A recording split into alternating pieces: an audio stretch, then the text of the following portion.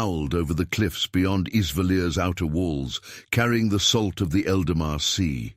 Below, the waves battered jagged rocks, sending up sprays of white foam that vanished into the frigid gale. Elaris stood at the precipice, her cloak snapping in the wind, the breath of winter curling through its fine embroidery, as indifferent to crowns as it was to flesh. She had come here seeking solace, to let the endless horizon strip away the weight of the citadel. But today, the sky yawned wide and pitiless, empty of wisdom. The weight of her decision was heavy in her mind. Go north. Face what the council would rather debate than confront. See the suffering that diplomacy had left to rot. Behind her, footsteps pressed into frost-bitten earth. She did not turn. She had known someone would come, eventually. That it was Maren was no surprise at all. "Your father used to stand here," Lady Maren said, her voice carrying above the wind. "Oftentimes alone, always lost in thought." Elaris's fingers curled around the smooth stone in her palm, turning it absently. A habit, old as childhood. She had learned it from a ruler who had carried his domain on his back until it had broken him. He once told me the sea was a ruler's best teacher, that no matter how great a ship, the tide would decide its fate. Maren's gaze drifted toward the waves. "Your father was a wise elf, but he failed to understand one thing. Rulers must not drift with the tide. They must command it. The Skjaldrithir knew that.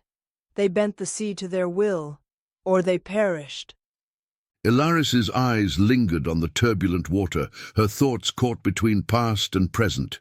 She had learned the legend of the Skjaldrithir long ago, the elves who, with nothing but Saelvana's tide and their own conviction, pulled the Hroskundir into the abyss. Their sacrifice was both a victory and a lesson. No land is ever truly won, only borrowed from history.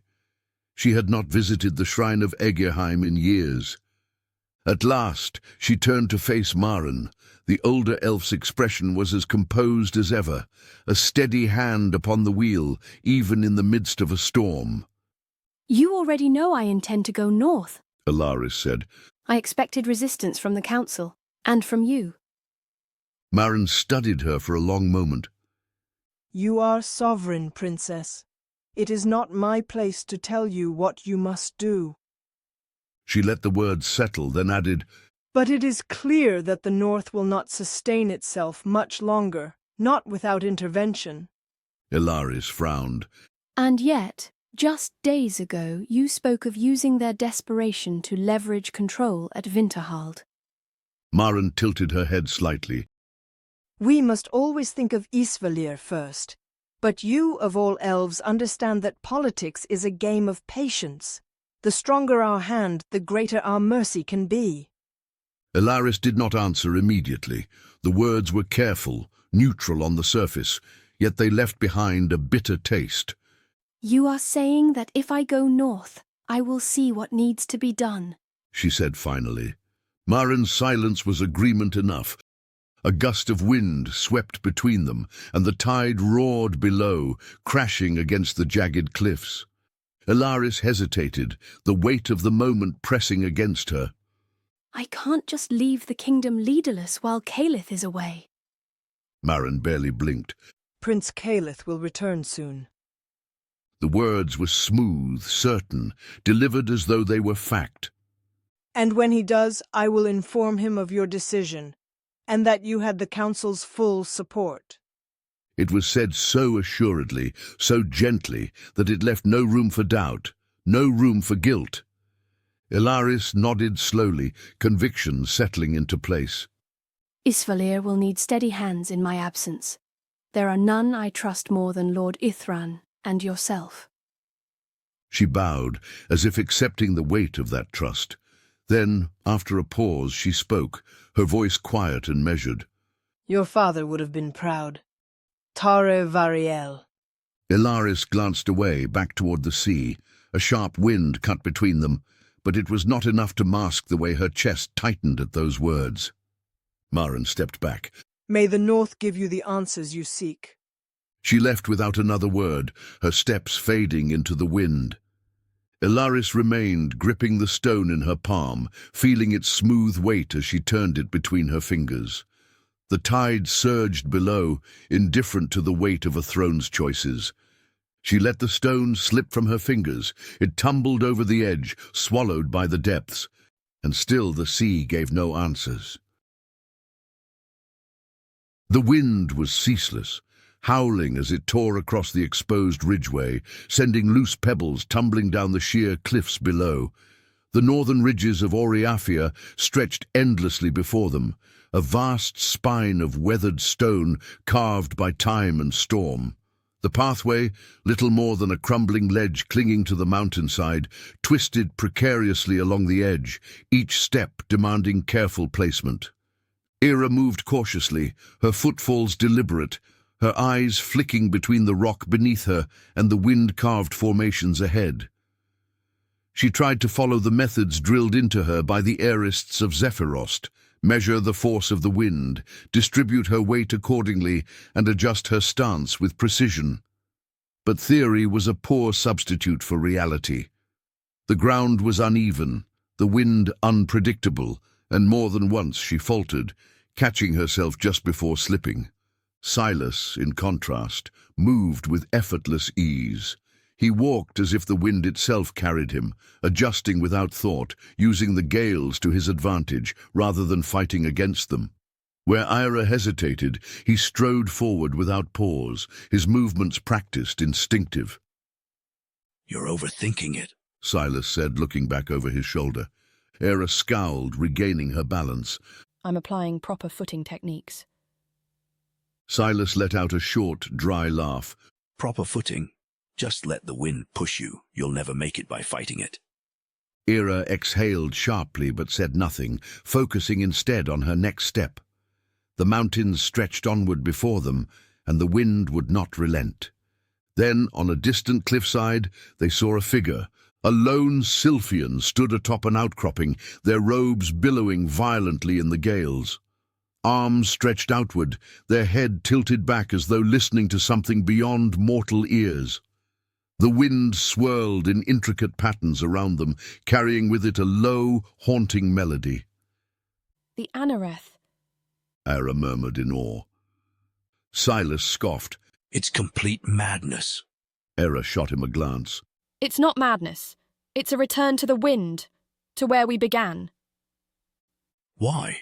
Sylas countered. "You stand there, arms open, letting the wind take you. And for what? Some poetic notion of belonging." Eira exhaled, crossing her arms. It's a tradition. That when we die, we give ourselves fully back to Aeoliana, body and soul. The air carries our last breath, our spirit joining the currents that have flowed since the dawn of time." Sylas huffed. "I prefer keeping my body intact." They continued walking, the figure on the cliff fading into the distance behind them. Eira glanced sideways at him. You really despise it all, don't you? Our traditions, our way of life. I've never heard you speak of anything in Zephyrost with reverence. Sylas gave a humorless chuckle. "Reverence? What's there to revere? We sit in towers debating the wind while the land crumbles under us. We worship the houses as if they give a damn about us." Eira frowned. Some of them still do. Sylas snorted. "Which ones? House Galanthir, who piss away the days in council chambers, filling the air with speeches and empty promises. Or perhaps House Valkeren, so obsessed with honor and drills that they've forgotten who they're meant to protect." He shook his head. "No. The houses move with the wind, only when it lifts them higher." Eira shook her head. Why do you stand in defense of a people whose ways you reject? "I don't fight for the ways of our people. Our kin of the tall towers are a lost cause." The bitterness in his voice barely concealed. Eira was quiet for a moment. You sound ashamed of what we are. Sylas didn't respond at first. They climbed higher, moving along a narrow section as the wind threatened to unbalance them. He spoke only once they reached firmer ground. "I'm not ashamed of what I am," he said finally. "I'm ashamed of what we've done with it." Eira frowned. What do you mean? "You said it yourself, Eira. We are elemental beings, born of the wind. That should mean we're free. We should be explorers and wanderers. Instead, we cage ourselves in spiraling towers, wrapped in silks and silver, pretending we understand the sky just because we watch it from a window. His gaze drifted to the horizon. We could be so much more. Eira watched him carefully. And yet, you chose to become a defender of the Gale, wearing our colours, bearing our name. He smirked, though there was no mirth in it. Zephyrost was never a choice. I was simply born into it. A twist of fate I never asked for. But becoming a ranger, that was my way out. They walked in silence for a while, the only sound the steady rush of the wind. Then Eira spoke, her voice softer. You know, I don't think there's anything wrong with taking pride in who we are, in what we've created. Sylas cast her a sideways look, his lips curling. Perhaps it's just easier to believe in something when you choose to not see the cracks. Some days, I almost envy that. She smiled faintly. It's not belief, just an understanding. You don't have to love everything about your home, but rejecting all of it just because of its flaws. That's no better than blind reverence. He didn't answer. Instead, he looked out at the ridges, at the sky, at the unseen currents weaving through the world around them. The wind howled between them, neither cold nor warm, and for a moment it carried no judgment at all. Frajmus Holt was falling apart, just like everything else. It carried the scent of old stone and slow decay, ruins that had never been truly abandoned, only left to fester. Corvan moved through the broken entryway, past statues eroded beyond recognition, their nameless faces hollowed by time. The ruins had once been a place of worship. Now they were just another corpse buried beneath history. He had sworn never to return here, yet the past had a way of dragging those back, no matter how far they tried to run. Beyond the archways, the amphitheatre yawned open before him. Its stone terraces had collapsed inward centuries ago, but ruin does not keep the unwanted away. It invites them. As he began his descent, he spotted firelight flickering between the broken pillars. Figures moved in the dark hollow below. They stood in loose formation around a crumbling altar, their voices hushed, watching. These were not the desperate wretches of Umbrasor's slums, feeding off the scraps of the night. These were Strigoi with purpose, and at the center of the congregation stood Voarik. Even in the dim glow, he looked worse than Corvan remembered. Not in the way of the starving or the sick, but in the way of one who had ventured too far beyond the edge of what mortals were meant to see, and had never truly returned. He lifted his head, his piercing gaze burned through the darkness, finding Corvan instantly. Of all the places to see you again, Drashul, I did not expect this one. Corvan descended to the base of the amphitheatre. His voice remained steady. I could say the same for you, he remarked, his gaze drifting over the solemn figures arrayed around the altar. At least the Nocturna were a more refined company. A mixed flicker of amusement and scorn crossed Voarik's features. For a long moment, neither spoke. The ruins seemed to breathe around them. The night wind howled through the broken stones, whispering in voices neither mortal nor divine. Corvan stepped forward, breaking the silence. The Orison of Thulmore. You've been whispering about it. His voice did not waver. The priests in Umbrasor are breaking. The veil is thinning. I need to know why. For a long while, Voarik regarded him, as if measuring the worth of the barrage. At last, he spoke. You are asking the wrong questions. Corvan's voice snapped through the coming cold. I have no time for riddles, Bloodhound. Talk. A slow breath escaped Vorik's lips. He tilted his head slightly, watching. What do you think the Orison is? Corvan squared his shoulders. A prophecy of some kind carved into stone. Something Thulmore left behind. Vorik exhaled, something akin to pity. A prophecy to who? For a long, weighted moment, silence fell as something in the air shifted. To us, Corvan said carefully. to the Strigoi, to those who walked with him. Vorik's lips twitched, but the smile never fully formed. And what if it wasn't? A cold weight settled in Corvan's gut. The fire cracked and spit. The ruins seemed smaller.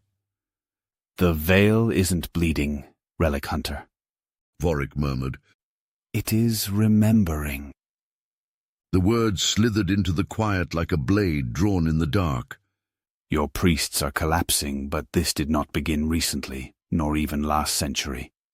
The cracks have always been there. They only see them now because the one who holds them shut has turned his gaze elsewhere. A breath. Corvan's voice barely rose above a whisper. Moros. Vorik inclined his head.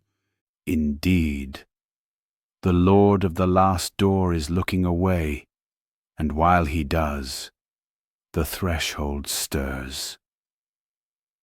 The wind curled through the ruins. The air felt heavier, colder. For all their eternal power, the gods prove no wiser than children, enthralled by their own squabbles, oblivious to the vast ruin their quarrels leave in their wake. The night seemed to close in even tighter around them. And you think Thulmor knew this would happen? Vorik's gaze held his. No, I think Thulmor saw something had already begun. The words settled deep in Corvan's chest.